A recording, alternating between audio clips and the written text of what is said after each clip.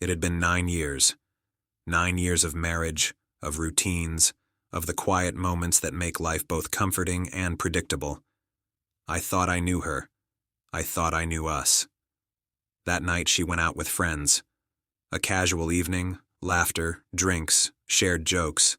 The kind of night I had long accepted as hers, separate from me. I didn't expect anything unusual. Not then. She returned home hours later than she had said she would, texting sporadically, laughing at messages from her friends, posting photos of the night like it was a storybook. But I wasn't at home. I had gone out that evening, not to escape, but to breathe. To remind myself that after 9 years, I still existed outside of her world, outside of the marriage that had slowly become distant. When I returned, I didn't knock. I didn't announce myself.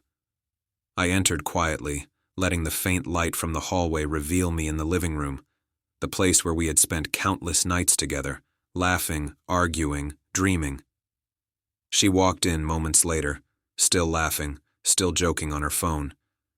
And then her eyes met mine. Time froze. Her laughter died in her throat. Her smile faltered. The room that had been filled with warmth and her casual joy suddenly felt cold, empty, unfamiliar. For the first time in 9 years, I saw her hesitate. The confident, untouchable, carefree woman I had known was gone, replaced by someone who realized she had underestimated the consequences of her actions, or at least the awareness I had gained over the years.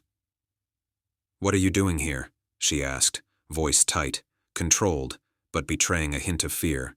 I didn't answer immediately. I let the silence stretch.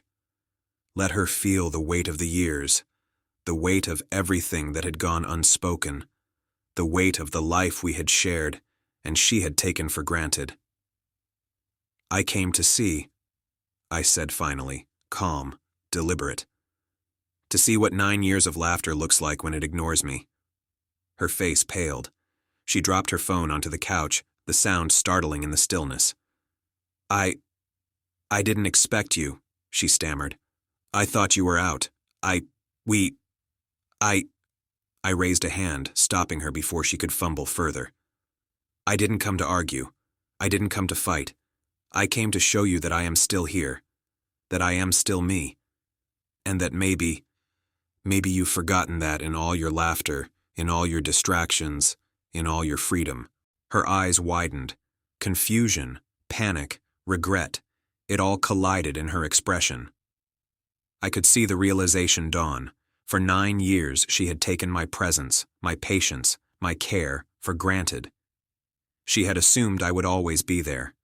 She had assumed I would always forgive, always wait, always exist silently in the background while she lived freely. I walked past her slowly, letting my calmness fill the room, letting her process every step, every motion, every quiet moment that carried more weight than any shouting or confrontation ever could. "I've been patient," I said softly. "I've been quiet. I've let years pass, believing in us, believing in love, believing in the person you were. But I won't be invisible anymore. Not to you. Not to anyone."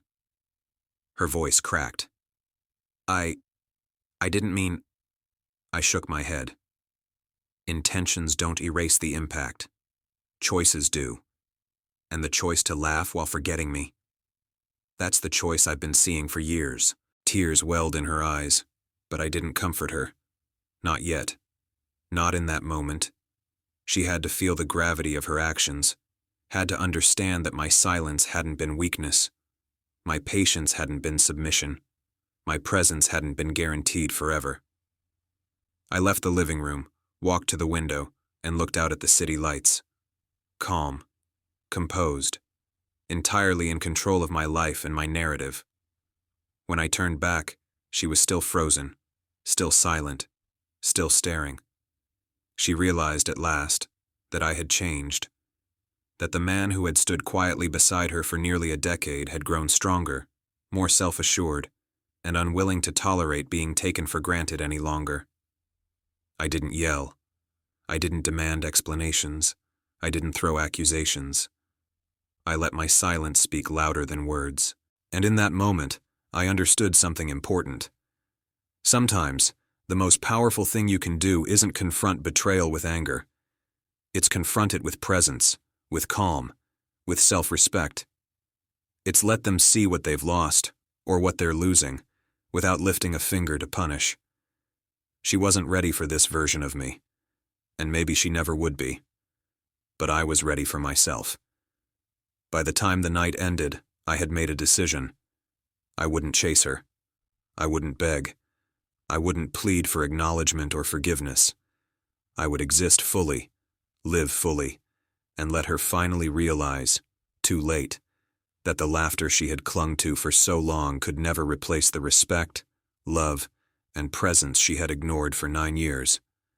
Sometimes, the freeze in a person's eyes says more than 1,000 arguments ever could. And that night, after 9 years of being taken for granted, I saw it.